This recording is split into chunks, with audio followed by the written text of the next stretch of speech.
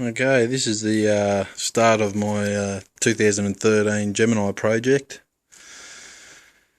There's a few things going to be happening over the next month or two when I get time to do it. I'm going to do a video log plus picture log. Basically, the engine out of this TC Gemini is a good sturdy engine. It's got a brand new Weber installed, runs really good, 5-speed box. I'm going to take it out and the engine out of the TF, which isn't so good, and put the TC engine in the TF.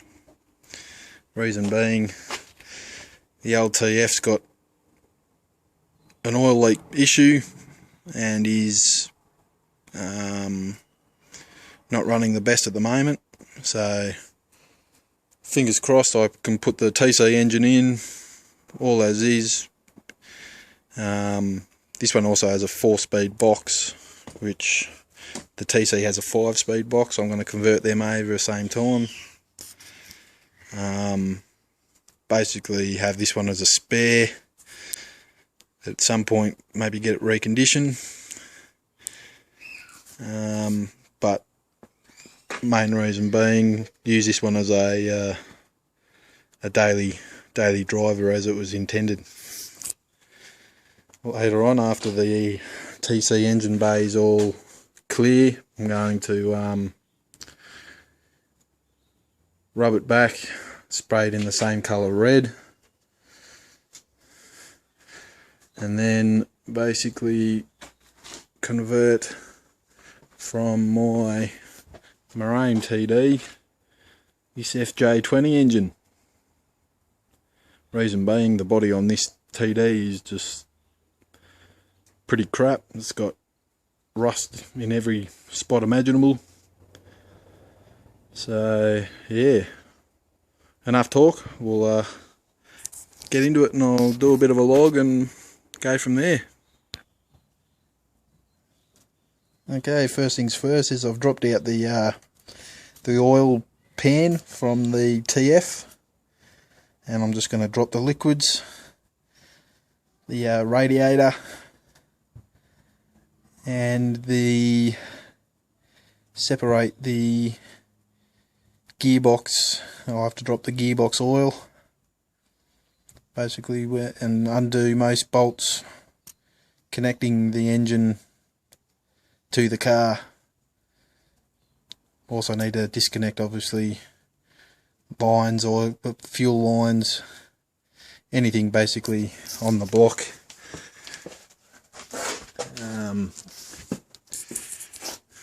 Electrical wires to the alternator, fuel lines to the carburetor, the accelerator cable, the clutch cable, and yeah, so basically we'll be back with a update shortly.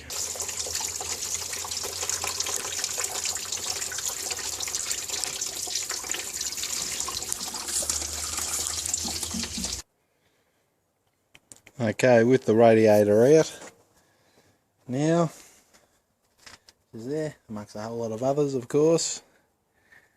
Can't have enough spares for the Geminis.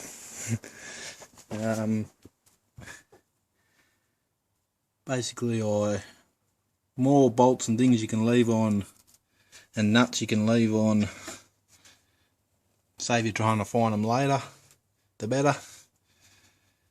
So yeah, just a little tip. Yeah, so we'll keep on going till next time. Okay, the next step was I've taken off the air filter.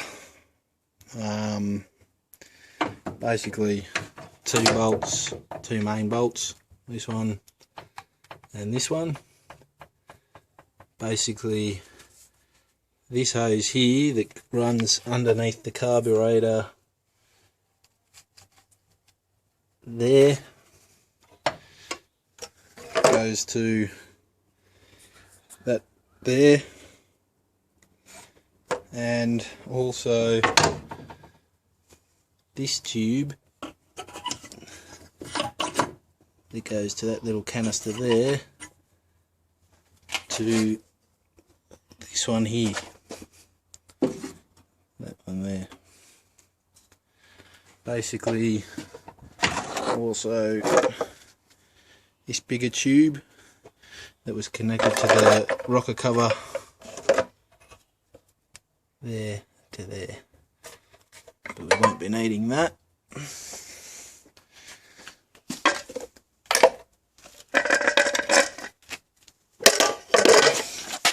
I also have taken off the exhaust shroud that you might have seen in the last shot, because the next step is I'm going to disconnect the exhaust.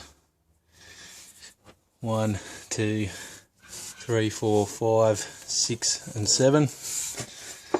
I'm going to spray it with a bit of WD-40 to begin with, just to make it a bit easier in getting it off. Anyway, we'll come back soon. Okay, I've removed the bolts from the exhaust. With the TFs,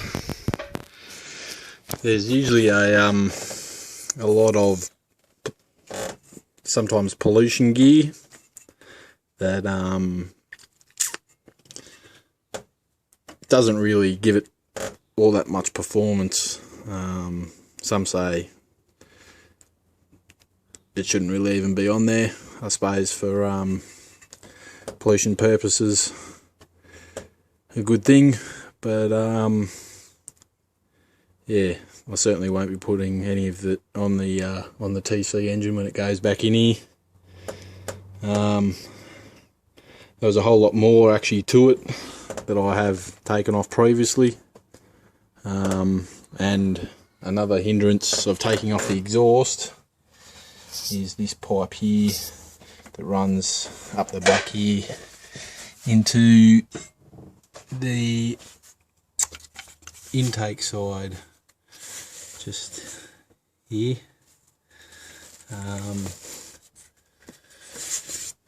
So basically I'm going to give it a crack of taking this off, and then the rest can stay on the engine, seeing as though it's all going to be coming out anyway, and then I can pull the exhaust out this way. Another tip about doing the things I have done, say the radiator 12mm, exhaust 12mm, the drip pan nuts and bolts were 12mm. So yeah, it's basically saved me from changing my socket for those few things that I've done.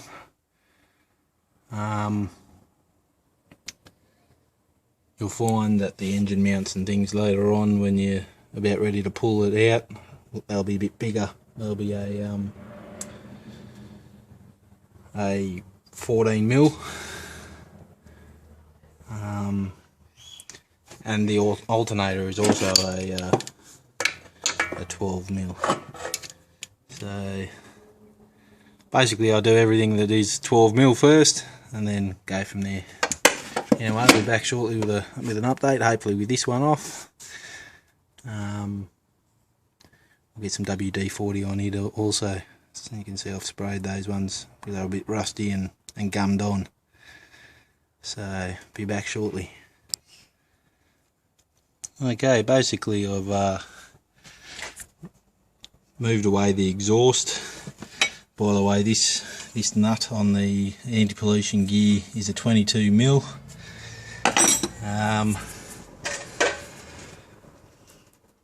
Basically what I'm also going to do is I'm going to take off the headers. I'm not actually going to use these headers. I'm going to use the exhaust from the TC because it has no anti-pollution gear. I may even put extractors on it later, but just as a quick fix, get it up and running. I may either just block this pollution gear, which may be an option, but finding a big enough bolt, which I probably will do. I might even just go grab a bolt to block it. But having all this out of the way as far as possible when trying to pull out the engine is ideal. So yes, we'll be back shortly. Next I'm gonna start on the fuel side, basically taking things off. I'm just going to basically disconnect the coil lead, which is pretty simple to do.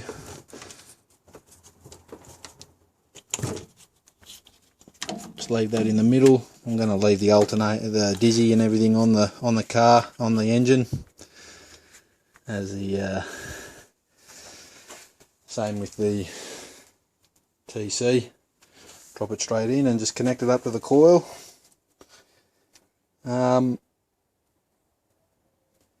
One thing I will be doing is the fuel pump, mechanical fuel pump in the later models.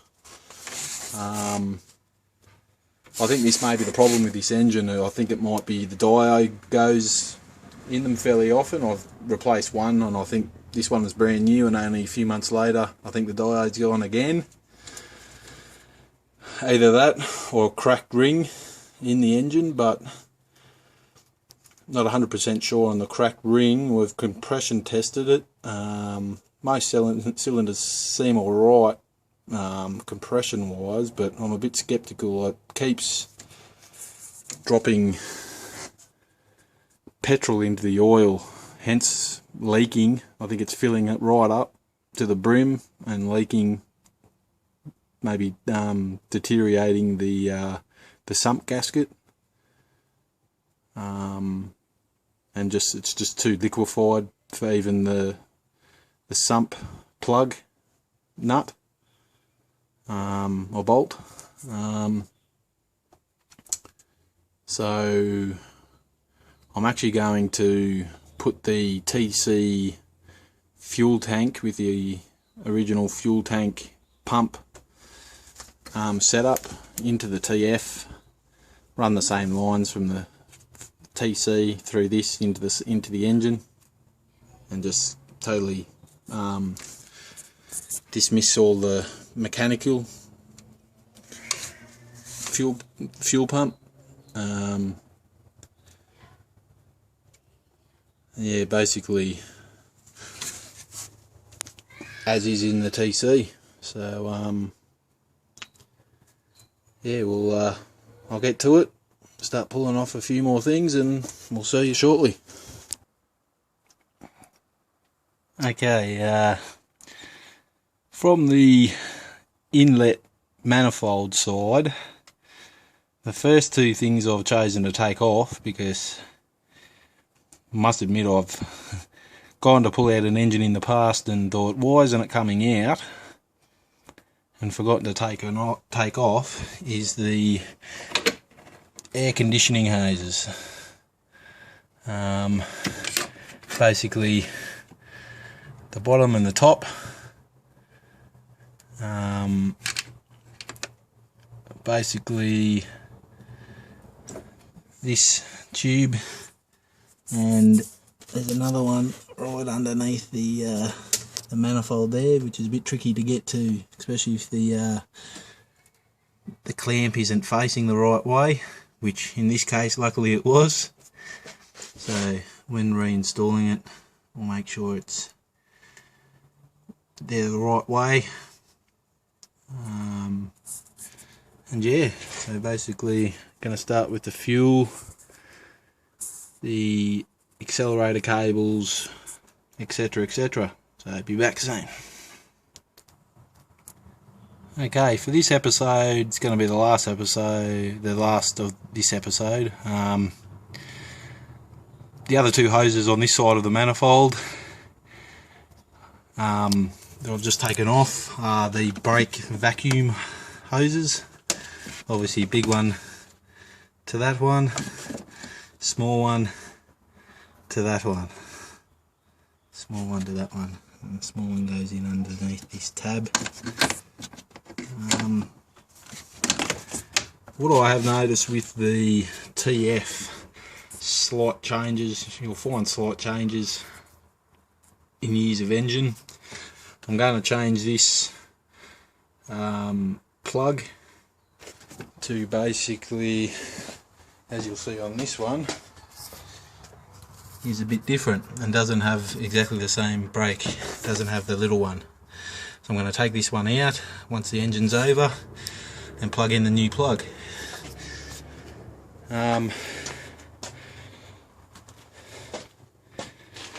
I'll be updating shortly, obviously, with the rest of this side of the engine, but to keep the files relatively small and compact so that they're not going forever, I'm going to try and run them under 20 minutes, 10-20 minutes at a time.